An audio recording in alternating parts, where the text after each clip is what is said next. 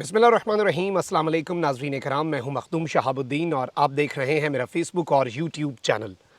उम्मीद करता हूं आप सब लोग बखैर आफ़ियत होंगे और जहां भी होंगे अपने अहले खाना समेत खुश भी होंगे और महफूज भी। नाज़रीन कराम, पंजाब के ज़िमनी इंतखाबात में वही हुआ है जिसका डर था। अवाम ने एक जानिब तो लोटों को सबक सिखाना शुरू कर दिया है, वहीं दूसरी जानिब अब पहला मंजर जो कि इंतहाई ख़तरनाक मंजर है वो भी सामने आ चुका है। लाहौर मैदान जंग बन चुका है जहां पर गुल्लू भट्ट हमलावर हुए हैं, जबकि दूसरी जानिब इमरान खान ने न्यूट्रल्स को नई मुश्किल में डाल दिया है। फिर एक बहुत बड़ा इल्ज़ाम लगा है और अब मामला गंभीर होता जा रहा है और किसी भी सूरत इमरान खान पीछे हटने को तैयार नहीं हैं। बहुत दबाव है, बहुत से बयानिए बदलने पर दबाव है कि सब कुछ ठीक कर दिया जाएगा, इन चीज़ों पर कॉम्प्रोमाइज़ कर लो। इसके साथ ही साथ आसिफ अली जरदारी ने अब तक की सबसे बड़ी गेम की है पाकिस्तान मुस्लिम लीग नवाज़ और हुक्मरान इत्तेहाद के साथ, और जरदारी खुद मैदान में आया है नून लीग के सियासी ताबूत में आखिरी कील ठोंकने के लिए। और इमरान खान साहब की ज़िंदगी को ख़तरा है। एक कूची नामी दहशतगर्द को इस वक्त हायर कर लिया गया है अफ़गानिस्तान से। इस सारे के सारे मामले में इमरान खान का दौरा लाहौर मुलतवी हुआ है, उसकी असल हकीकत क्या है वो भी आपके सामने रखनी है। कुछ इनसाइड डिटेल्स हैं और सारी की सारी चीज़ें डिस्कस करते हैं। सबसे पहले मैं आपको ये बताऊं कि लाहौर में जो पंजाब के ज़िमनी इंतखाबात होने हैं उसमें PP 167 जौहर टाउन है, उसमें PTI के इंतखाबी दफ्तर पर नून लीगी गुल्लू भट्टों ने हमला किया। वहाँ पर तशद्दुद हुआ, फायरिंग के वाक़यात पेश आए, लोग ज़ख्मी हुए, जबकि पंजाब पुलिस खामोश तमाशाई बनी रही। और ये इस वक्त नून लीग की फ्रस्ट्रेशन को भी वाज़े कर रहा है, ज़ाहिर कर रहा है कि इनके साथ असल मामला क्या हो चुका है। जो कराची के अंदर हुआ, जिस तरह से अवाम बदज़न है इस पूरे सिस्टम से, और जब तक इमरान खान सिस्टम में नहीं आएगा लोग वोट देने भी नहीं निकलेंगे।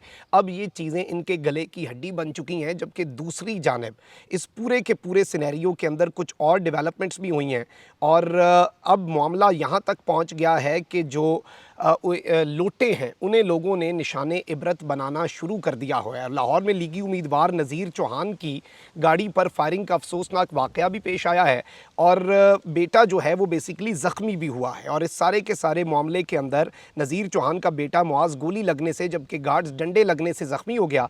फायरिंग के नतीजे में साबिक़ MP नज़ीर चौहान बाल बाल बचे हैं। यानी कि हालात इस कदर ख़राब हो चुके हैं ऑन ग्राउंड के आप अंदाज़ा लगा लें कि कितनी पॉलिटिकल पोलराइजेशन बढ़ चुकी है, कितने मामलात ख़राब हो चुके हैं और सूरत हाल क्यों इस वक्त लाहौर को भी मैदान जंग बनाना पड़ गया और हालात किस तरह से आउट ऑफ कंट्रोल होते जा रहे हैं। अब इस सारे के सारे मामले में कुछ और बड़ी अहम तरीन डेवलपमेंट्स हैं, कुछ और बड़ी अहम तरीन चीज़ें हैं जो हो रही हैं साइमल्टेनियसली। एक तरफ तो ऑब्वियसली पंजाब के अंदर इमरान खान के साथ अगर तो धांधली ना हुई, अगर फ्री एंड फेयर इलेक्शन हुआ तो सब देखेंगे कि ये 20 सीटों में से 20 की 20 सीटें इमरान खान लेकर जाएगा। और ये एक इंडिकेटर भी है, इमरान खान इस इलेक्शन को देख रहे हैं बड़ा क्लोजली। वो ये इलेक्शन जीतने की गर्ज से इस ज़िमनी इंतखाब को नहीं देख रहे, बल्कि इस वक्त जो वो सोच रहे हैं उन्हें पता लग जाना है कि फिर इंतखाबात अगर अभी मैं करवाता भी हूँ कबल अज़ वक्त इंतखाबात तो वो कैसे होंगे। ये एक तरह से उसका ट्रेलर भी होगा और इस पूरे के पूरे मामले में आगे चल कर क्या होना है ये भी इमरान खान साहब को पता लग जाना है। अब इमरान खान का आज का दौरा लाहौर मुलतवी हो गया है और अब वो आइंदा जुमेरात का जो दिन है उस दिन उन्होंने आना है। और बताया ये जा रहा है कि ज़िमनी इंतखाबात वाले चारों हलकों के वर्कर्स का आज होने वाला कन्वेंशन भी अब 23 जून जुमेरात को होगा। ज़राए का कहना है कि इसके पीछे जो असल वजह है, कुछ लोग इससे जोड़ रहे हैं कि ज़ाहिरी बात है खान साहब की जान को भी ख़तरा है। कल फ़याज़ुल हसन चौहान साहब ने भी कहा, फिर जो कासिम सूरी साहब हैं उन्होंने भी कन्फर्म किया कि इमरान खान साहब की जान को ख़तरा है और अफ़गानिस्तान से जो दहशतगर्द है कूची नामी उसे अरेंज किया गया है। लेकिन असल वजह यह है कि आज जो पाकिस्तान भर के अंदर, जो मुल्क भर के अंदर जो महंगाई का मामला चल रहा है और महंगाई के ख़िलाफ़ मुल्क गिर एहतजाज की जो कॉल है उसकी वजह से इमरान खान साहब ने ये दौरा मुलतवी किया है, क्योंकि वो दोनों इवेंट्स जो हैं वो आपस में क्लैश कर जाने थे। और फिर ज़ाहिरी बात है जितने कारकुनान हैं 3 इंतखाबी हलकों के जिन्होंने आना है वो कारकुनान भी उन्होंने एहतजाज में भी जाना है, तो ये थोड़ी सी चीज़ें ख़राब हो रही थी। तो और आज ज़ाहिरी बात है पाकिस्तान की तारीख़ का एक बहुत बड़ा एहतजाज पाकिस्तान भर के कोने कोने में होगा और एक नई तारीख़ रकम होनी है। एक एतवार वो था जब खान को निकाला था और लोग निकले थे और मुख्तदर हलकों ने एतराफ़ कर लिया था कि हमसे मिसकैलकुलेशन हुई है, हमें पता नहीं था कि अवाम का रद्द अमल क्या होगा। अब इस सारे के सारे मामले के अंदर कुछ और बड़ी इस वक्त दिलचस्प चीज़ें हो रही हैं। एक तरफ तो कासिद भेजे जा रहे हैं, पैगामात भेजे जा रहे हैं इमरान ख़ान को वापस जो एक सिस्टम के अंदर लाने के लिए, इमरान ख़ान को मुख्तदर हलकों से ताल्लुकात बेहतर बनाने के लिए। और इत्तलात यही है कि इमरान ख़ान साहब ने एक सख्त तकरीर करनी थी और आज जो कौम से खिताब है वो बड़ा सख्त खिताब होना था। ये ख़बर जब बहुत से हलकों तक पहुँची, फिर बहुत सी कॉल्स भी गई, एजाज़ुल हक साहब को भी भेजा गया ताकि मामलात को थोड़ा कूल डाउन किया जा सके। और कुछ बयानियों के ऊपर इमरान ख़ान को कॉम्प्रोमाइज़ का कहा जा रहा है कि पूरा सिस्टम आपके साथ है, सब कुछ मामलात ठीक हो जाएंगे और अवाम की उमंगों के मुताबिक हम मामलात को हल कर लेंगे, लेकिन उसके लिए छोटा सा कॉम्प्रोमाइज़ करना पड़ेगा। और इस कॉम्प्रोमाइज़ के लिए किसी भी सूरत, ये बात मैं आपको बड़े वसूख से और बड़े टॉप लेवल से बता रहा हूँ कि इमरान ख़ान कॉम्प्रोमाइज़ के लिए इस वक्त तैयार नहीं है। अब कल जो खान साहब ने इंटरव्यू दिया उसमें भी उन्होंने कहा कि मैंने न्यूट्रल्स ने कहा था कि माहौल साजगार है, रूस का दौरा कर सकते हैं। मुझे नहीं मालूम था कि रूस यूक्रेन पर हमला कर देगा। और न्यूट्रल्स को कहा कि साजिश को नाकाम नहीं बनाया तो सब कुछ बिखर जाएगा। तो एक मरतबा फिर इमरान ख़ान ने कल जो रात गए इंटरव्यू दिया आफ्ताब इकबाल साहब को, उसमें बड़ा वाज़ेह इंडिकेटर मिलता है कि आइंदा आने वाले दिनों में क्या होना है।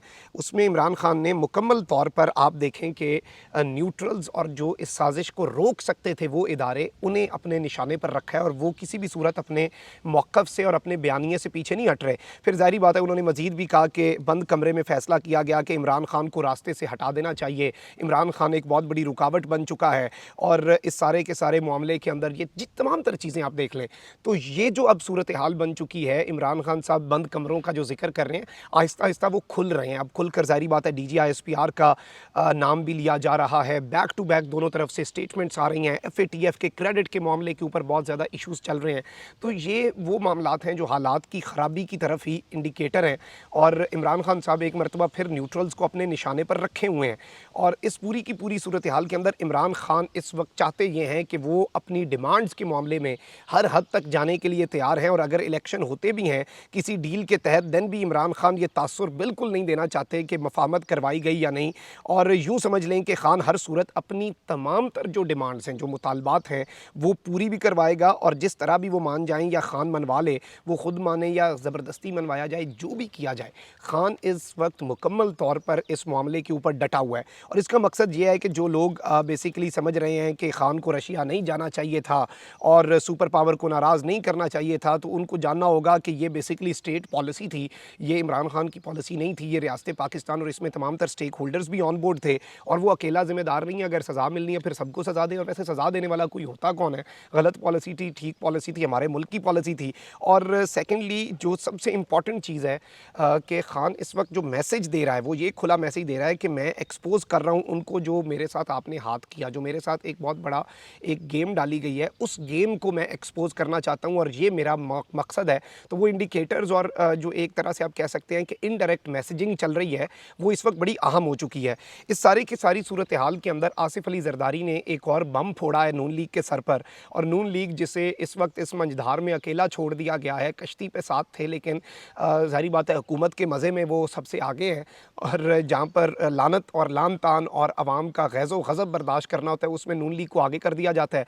कभी नदीम अफ़ज़ल चंद कहते हैं हमारी हुकूमत नहीं है, और कभी ये हुकूमती इक़दामात के ऊपर खुर्शीद शाह वज़ीर आज़म के ऊपर चढ़ दौड़ते हैं कि वो पार्लियामेंट में क्यों नहीं आया, और कभी ये कहते हैं कि ये ISI के मामलात ये क्यों कर रहे हैं। इनके यानी हर इक़दाम पर शहबाज शरीफ के वो तनकीद ज़रूर कर रहे हैं क्योंकि वो अपनी फ़ैन बेस और अपनी पॉपुलैरिटी नहीं खोना चाहते। अब ज़ाहिर बात है इस वक्त एक चीज़ बड़ी वाज़ेह है कि हुकूमत सिर्फ नून लीग की नहीं है, इस वक्त नून लीग की, पीपल्स पार्टी की, JUI की, MQM की, बाप की, इन सब की मुश्तरका हुकूमत है। और पीपल्स पार्टी जो है वो सेकंड बिगेस्ट इस इत्तेहाद की जमात है और सबसे अहम तरीन वजारतें वज़ीर ख़ारजा आपने लेके रखा हुआ है। तो इस सारे मामले में आसिफ अली जरदारी ने एक बड़ी दिलचस्प स्टेटमेंट दी है, बड़ी मुज़क्का खेज़ और बड़ी मानी खेज़ सी बात की है। उन्होंने कहा कि हुकूमत करने का मौका मिला तो पाकिस्तान को 110 डिग्री बदलूँगा। और इन्होंने बिलावल हाउस में लाहौर में तंजीम से खिताब करते हुए कहा कि आइंदा हुकूमत पीपल्स पार्टी की होगी, हम पूरा शेयर लेंगे। आप अंदाज़ा कर लें कि वो कह रहे हैं कि एक तो मेरी हुकूमत नहीं है, मेरी हुकूमत आ गई, हमारी हुकूमत आ गई तो हम तब पाकिस्तान को बदलेंगे, तब पाकिस्तान को 110 डिग्री बदला जाएगा। यानी अभी नहीं बदल सकता, अभी क्योंकि हमारी हुकूमत यानी ये डिस्टेंस हो चुके हैं। और इसके सब के अंदर उन्होंने कहा है कि हम पूरा शेयर लेंगे। असल जो बात है वो ज़ाहिर बात है, ये मीडिया टॉक तो नहीं थी, ये तो अपनी तंजीम से इन्होंने बात की, तो उन्हें तो इन्होंने थोड़ा हौसला भी देना होता है, उन्हें तो ये सारी अपनी गेम बतानी पड़ती है अपनी पार्टी को। तो उन्होंने कहा कि मैं पंजाब में बैठूंगा और सबसे मिलकर काम करूंगा। और पंजाब और जीबी में जो कहते हैं पीपल्स पार्टी ख़त्म हो गई, सफ़ेद झूठ है। हमने अपनी सियासत को कमज़ोर करके पाकिस्तान को बचाने की कोशिश की थी और अब हम इस पाकिस्तान को ठीक करेंगे, अपनी सियासत को ठीक करेंगे। और ये सीधा सीधा नून लीग के लिए एक थ्रेट भी है, नून लीग को सीधा मैसेज भी है कि मैं पहुंच गया हूं, मैं अपना हुकूमत में अगली हुकूमत खुद बनाऊंगा, पूरा शेयर लूंगा और मेरी हुकूमत जब आई तो मैं हालात बदलूंगा। अभी नून लीग की हुकूमत है, शहबाज शरीफ इस सारे मामले के अंदर अकेला है। कमेंट सेक्शन में राय का इज़हार ज़रूर करें। अपना बहुत ख्याल रखें। अल्लाह निगहबान। पाकिस्तान जिंदाबाद।